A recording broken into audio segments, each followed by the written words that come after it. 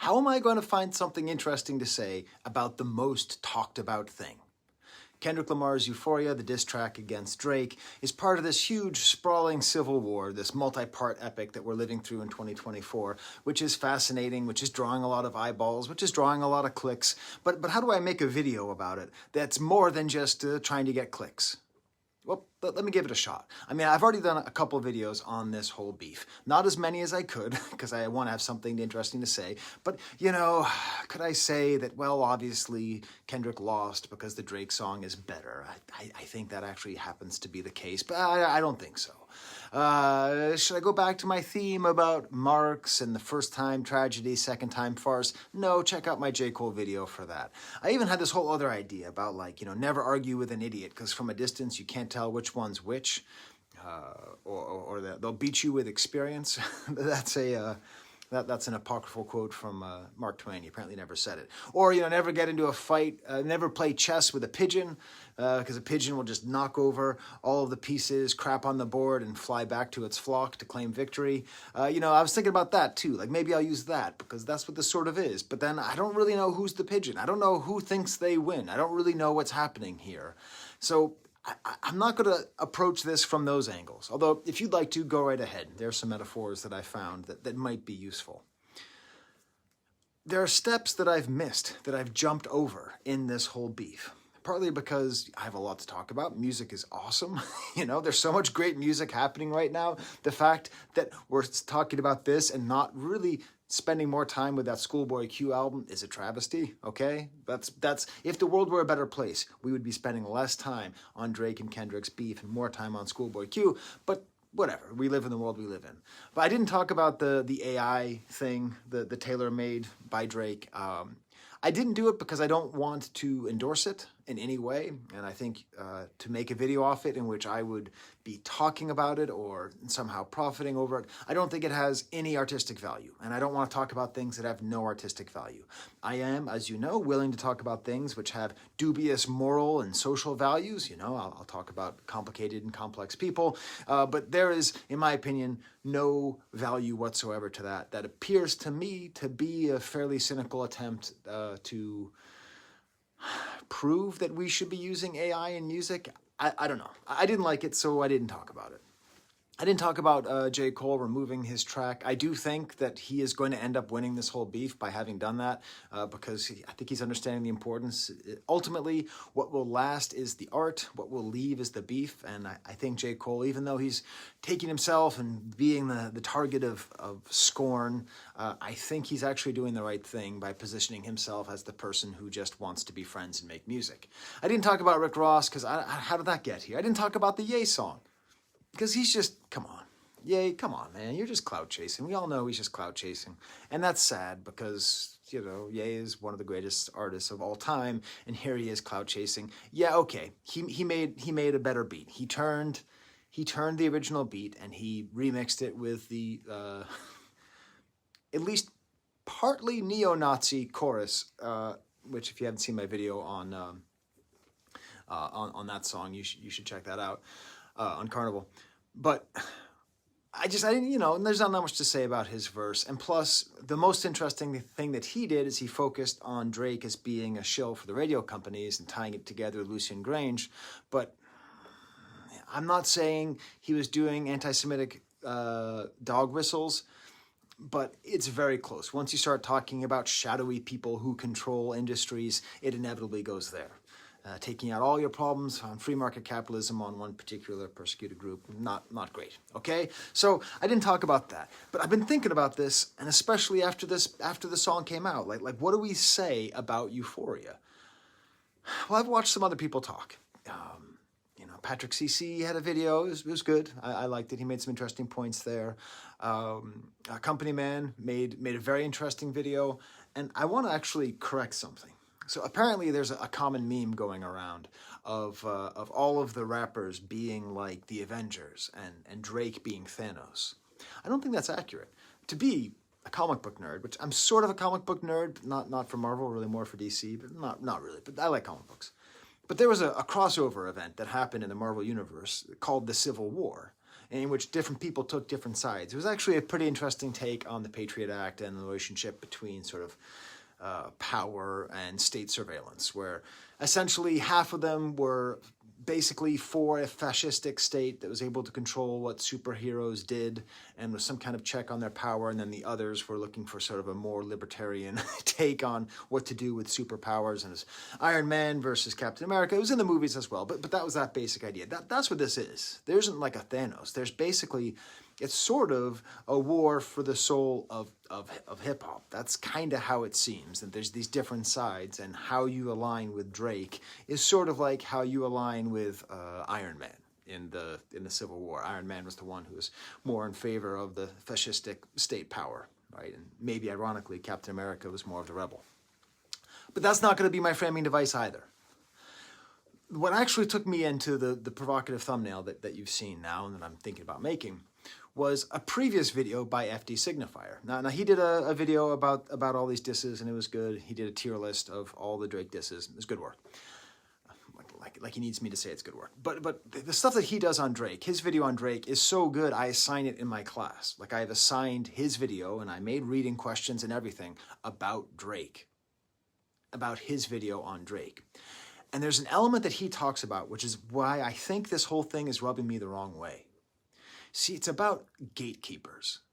There used to be in this society a series of gatekeepers, people who told you what was right and what was wrong, people who protected culture and institutions, okay?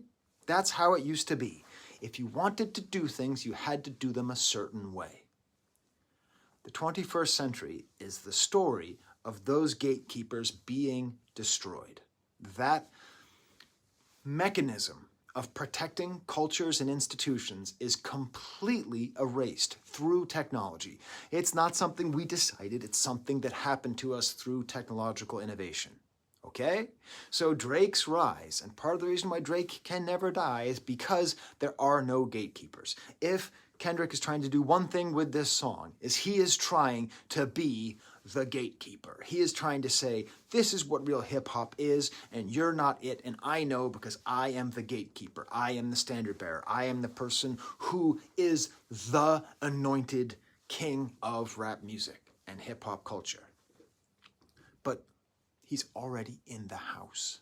He's already there, Kendrick. Drake has been running around on the other side of the gate doing whatever the hell he wants for the past 15 years. Technology killed the gatekeeper, and any attempt to pretend like there is a gatekeeper now will always ring hollow. And that's part of what bugs me, and part of the reason why I don't think Kendrick can win this debate. Because all he's ever going to do is convince people who think that there should be a gatekeeper that Drake should be kept out. But the people who think there should be a gatekeeper, as FD Signifier tells us in his videos, they've already lost. We've already lost. We've already gone through Lil Pump. We're already through it. Lil Pump's on the other side of the gate. You think Drake can't be over there? There's one more quote that is what's going to lead me to my provocative thumbnail and title. Chuck D, of Public Enemy, one of the best rap groups of all time, famously, or perhaps apocryphally, said that rap music is black CNN. He originally said it's the television station that the ghetto never had, something like that. But over time, it has morphed into the concept of black CNN. And I think he's right in a bad way. So he's right in a good way, in which there was the reality of much of the lived experience of African Americans in this country was blocked. Like people couldn't have any access to it. So rap music, for better and sometimes for worse, was able to show that truth to the rest of the world. And that way it was black CNN, showing the truth, telling the time. Okay, that's why you wear a big clock around your neck, because you know what time it is. Okay, it's not funny, it's serious. It's also a little funny. But now, it's become black CNN. Like Trump. Like Drake is Trump. That's the thing I did. Why is Drake Trump? Well, Drake is Trump because Kendrick is Anderson Cooper. Because Kendrick is CNN. Okay, let me explain. You think CNN has been hurting Trump? You think New York Times has been hurting Trump? You think MSNBC has been hurting Trump? You think all those commentators have been hurting Donald F. Trump? Middle name is Francis. Do you think that's what happened? Do you think that's what happened? Do you think that his political career has been hampered by CNN saying that he's a danger? First of all, let's take it way back. In the beginning, he was a joke. In the beginning, all of the gatekeepers of our institutions, okay? Now, why am I saying Drake is like Trump? Because Drake does to the culture of hip-hop what Trump has done to the institutions of politics. Just completely destroy them. Just take them over, use technology to get in there and do whatever he wants. So in the beginning, it was in CNN's interest to support Trump. I mean, they liked him. He was an interesting figure. Maybe he said some stuff that was totally racist for decades and decades and decades and decades and decades and decades and decades. But CNN and NBC and all those were able to use him as a celebrity and a figure, and they took in the ad revenue, and they took in the clicks, and then he ran for president, and they took in the ad revenue, and they took in the clicks, and then he gave a speech, and they took the ad revenue, and they took the clicks, and then they started filming empty podiums. And then they started filming empty podiums in 2016 because he got so many clicks, he got so many views, he was so hot. The hotline bling on Donald Trump was so high, was so great that they were filming empty podiums waiting for him to show up. And then he gets elected. And then they get money on the back end of criticizing him and saying that he's the end and saying all of the norms that he has violated. Do you see what happened? Do you see how we've been played? The structures that were supposed to protect us, that were supposed to be the gatekeepers, just took the bag. They just took the bag. That's all they did. They just said, what? So most of the people, every person who's beefing with Drake has featured with him or been on stage with him. Everybody has been suckling at the Drake teat for the past 15 years. Even the industry as a whole has been largely helped and carried by Drake's popularity and success. And they're doing the thing. They're doing the thing. You think that MSNBC does not want Trump to be elected? Of course they do. Their numbers go up. Their numbers go up the more that Orange Man Bad is in power. The same reason that leftist YouTubers would be out of business if Ben Shapiro decided to stop talking. Okay? It is a media ecosystem. And the only way you can win is by not participating. You're not hurting Trump when you get on TV and say that he's bad, or when you get on YouTube and say that he's bad. It's like this. It's like there's a fire. And you know, if it's a small fire, if it's a match, you can blow it out. But we're past match. The match was struck. It was put into some tinder, into some kindling. There were some small branches put on top. There were some larger branches put on top. It was raging. And all of a sudden, here comes Kendrick. I'm going to blow out this fire.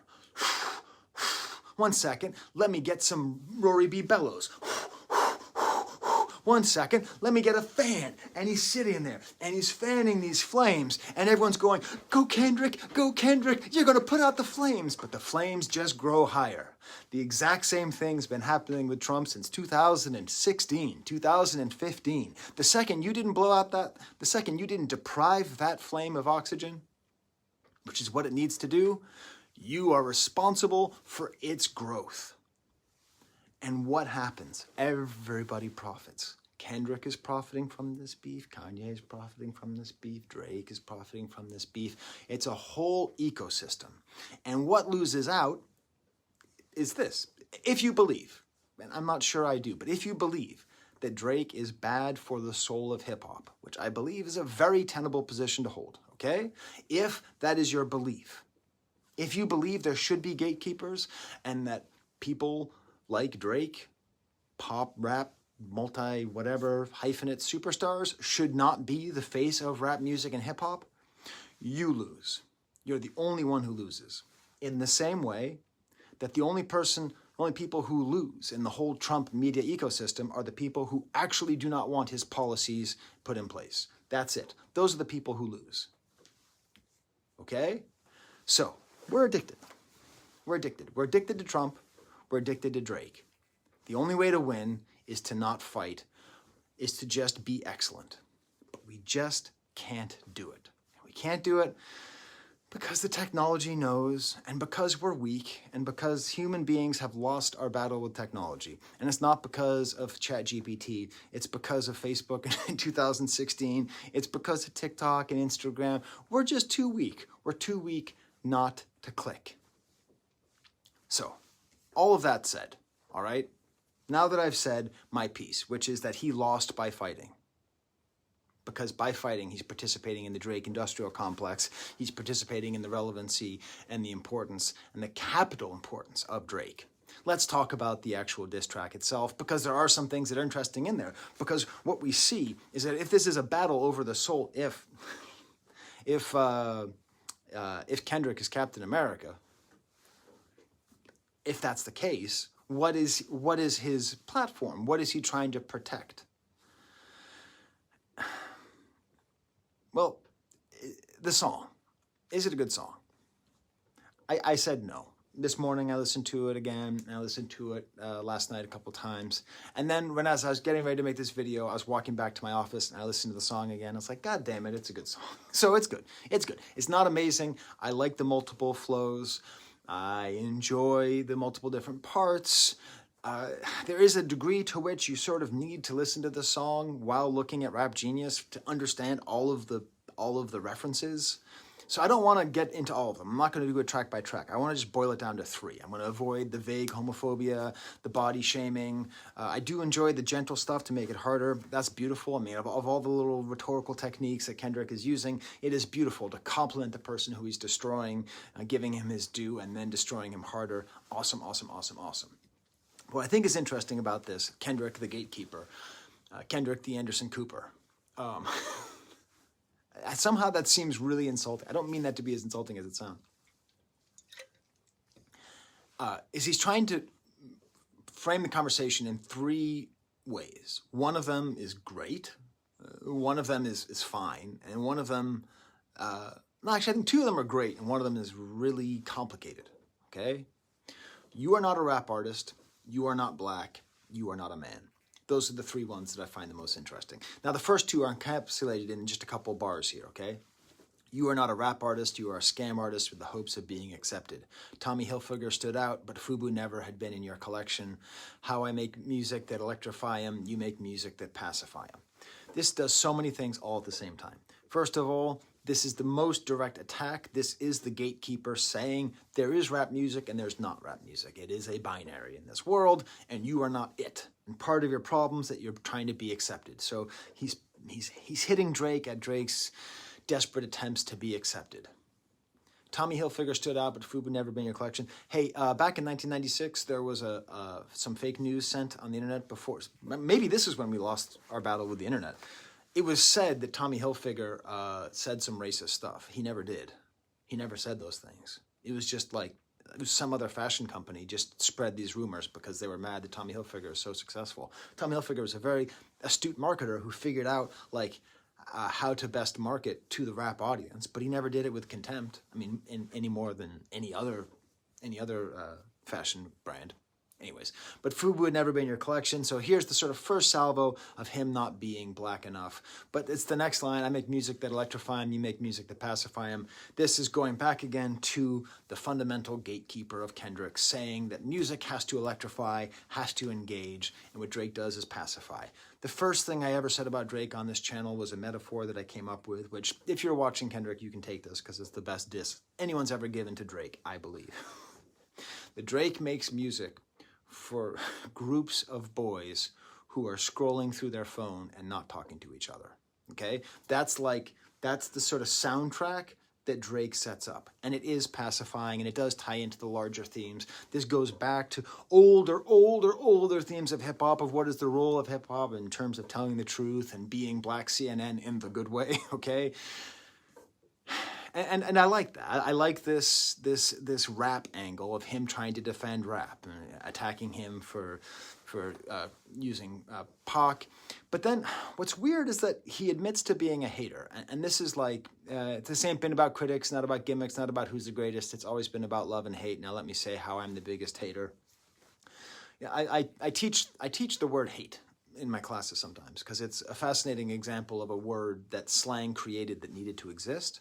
Okay, so hatred is the combination of anger and jealousy. There's no word like that in most languages, so we created it. I mean, not we.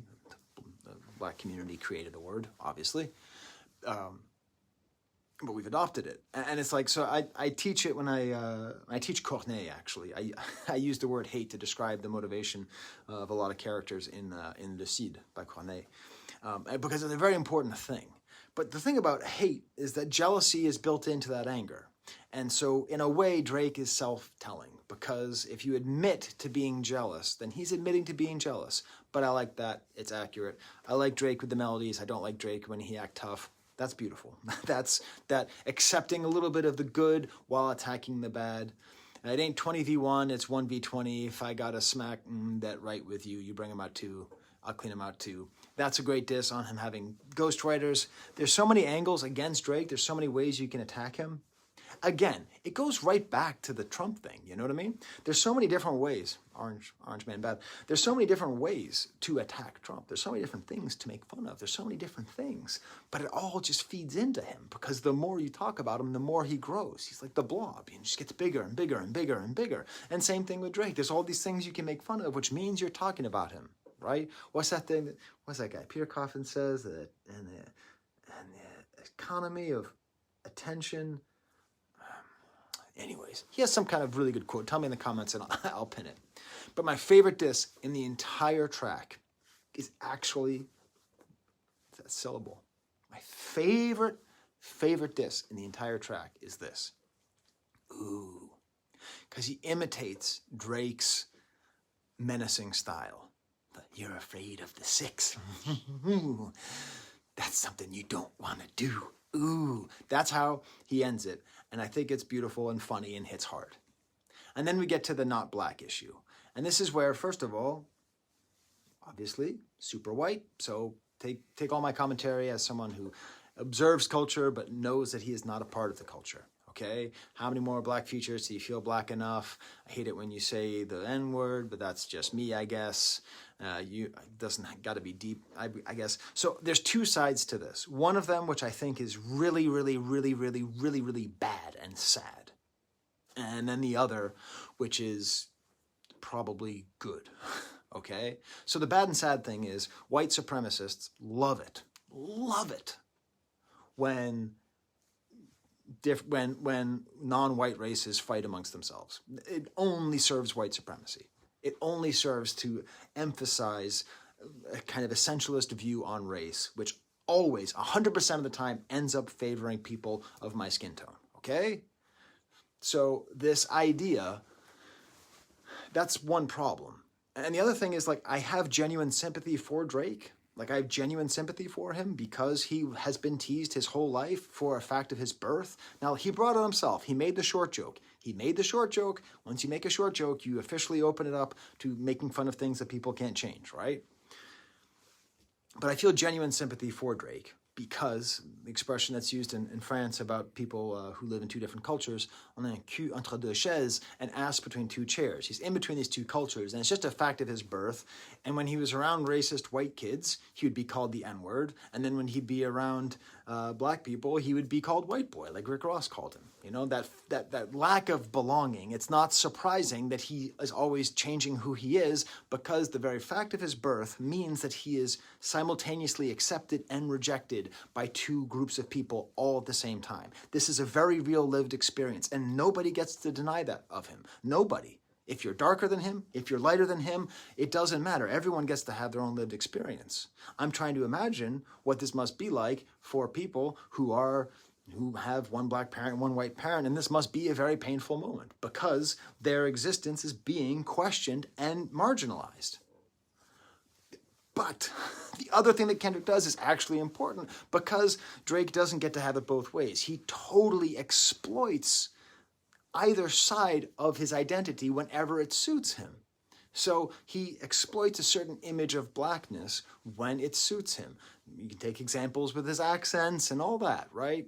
So in that way, he is exploiting that same racism that he was a victim of. So Drake calling him out on that is interesting. it is worth just really understanding. So, you know that movie Blade? I think Drake should play Blade in the Blade remake. Because the thing about Blade is that there's the Daywalker. That's who Wesley Snipes plays. And the Daywalker is a vampire who can walk during the day. So he lives in both worlds, both vampire hunter and vampire. And the thing is that there are certain figures in popular culture who, by virtue of being biracial, know how to walk in both spaces, which grants them access to both spaces, but also recrimination from both spaces, just like Drake. We see a similar thing with Stromae, one of the greatest pop stars in the world out of Belgium. There was another, what's his name? Cool guy, Chicago, Hawaii. Barack Obama. That's right. Drake is also Obama. He's Trump and Obama. We can't win. We can't beat someone who's Drake and Obama. You know, Obama, you know how he changes his speech? You ever see that Key and Peele speech about how he shakes hands very gently with his white supporters and then does the hugs and daps them up and all that with his black supporters? You know all the jokes about the way he goes between, he's able to code switch and go between those things? Barack Obama is also a daywalker who can walk in both of these spaces and be simultaneously accepted and simultaneously rejected. Telling somebody... So the idea is that racial slurs or slurs used against people are then used by those groups to reclaim them, right? To take away their pain, and in order to make it that they can take the power from the word and give it to themselves. I have no doubt that Drake has been called the N-word in racist terms literally probably billions of times in the world, but probably hundreds of times to his face. I totally believe that. So telling him that he doesn't get to use the word that was weaponized against him in the way that it was weaponized against other people because of the facts of his birth, to me, rubs me the wrong way. But again, as you can see, I am Tom Petty white, okay? There's different levels of whiteness. I am on the Tom Petty scale, okay?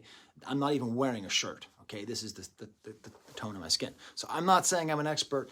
I really, really suggest that you do some good research on the nature of colorism and how that works. And, geez, okay. But actually, I have a little Muhammad Ali toy that I keep in my office because I saw they sold a Muhammad Ali toy. I'm like, that's the coolest thing I could ever see.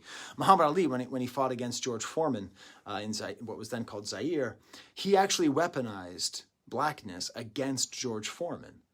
And it was a very kind of similar thing. You know, he was just trying to get an upper hand. He was just trying to get a fight. And he was able to use a lot of the same fights, but a lot of the same tactics. But in a way, it was sort of the same thing, that the people who win in that whole situation is white supremacists. That's who wins in all of that. But the final attack on him, which I think is the most interesting and the best, is that he is not a man. It is also the worst. So the idea that he doesn't like women, I don't think it's actually really homophobic. I don't think he's trying to say that he's gay. I don't think so. I don't think that's what he's doing. I think he's being very careful. I think Kendrick is playing a very interesting game of skirting around wokeness and not, and so I don't think that's it. I know they're calling you the boy, but where's a man? Because I ain't see him yet. So on the bad side, there's like essentially the idea of calling a man, a woman, an insult. You know, that's just a misogynist trope that's existed for a long time. And as I will tell anyone who will listen, women are way tougher than men and always have been throughout all eternity. They are just tougher than men. They aren't stronger, like physically stronger, but they are tougher. What are you going to do, dudes? Nothing we can do, dudes. Nothing we can do. We can jump out of airplanes all we want. We can climb rocks, all that. But doesn't matter. The main thing, though, is when it gets deeper. Y'all think all my life is rap. That's ho shit. I got a son to raise. I can see you don't know nothing about that. Waking them up, you don't know nothing about that. And telling them to pray, know nothing about that. Give them the tools to walk through life day by day, you don't know nothing about that. Teaching them most, to talk discipline. Listen, man, you don't know nothing about that. Speaking the truth, consider what God's considering, you know nothing about that. So here is the best attack. So this is growing. This is taking Pusha T's diss of discovering he had a son and taking it one step further. And he is attacking he's attacking Drake as a man, but not as a man in terms of the signs of masculinity, of strength and power and ability, but in his inability to be a good father. He's attacking him as a father. And to me, that's the strongest push. That is the most direct and awesome attack, because I think, to me, that's the most devastating. Because if he just goes back and then ends the whole thing with the question around the N-word thing, again, me, right? So, but what does my vote count? But that makes me uncomfortable. That makes me feel bad for people who have been marginalized in multiple different ways. But this, I feel, is an awesome attack. But let's go back to the opening of my favorite part there, okay?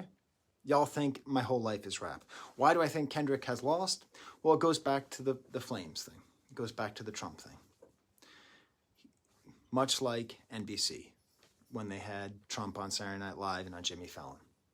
Kendrick Lamar benefited from Drake's friendship and support. As Kendrick grew and grew more power, he distanced himself from Drake in the same way that NBC distanced themselves from Trump. Eventually, Trump becomes bigger than NBC. Eventually, Drake, becomes bigger than Kendrick, or stays bigger, or gets stratospherically bigger than Kendrick. And in that time, the hate grows and the hate grows and the hate grows and the hate grows. And then now, by participating in this, he's just profiting off of the man again. I don't think he's really gatekeeping. I think he says, y'all think all my life is rap. I think this brings him down to their level. All right, I gotta teach. This was supposed to be a quick one. God damn it, I'm so bad at quick videos. All right, until next time, there's the camera.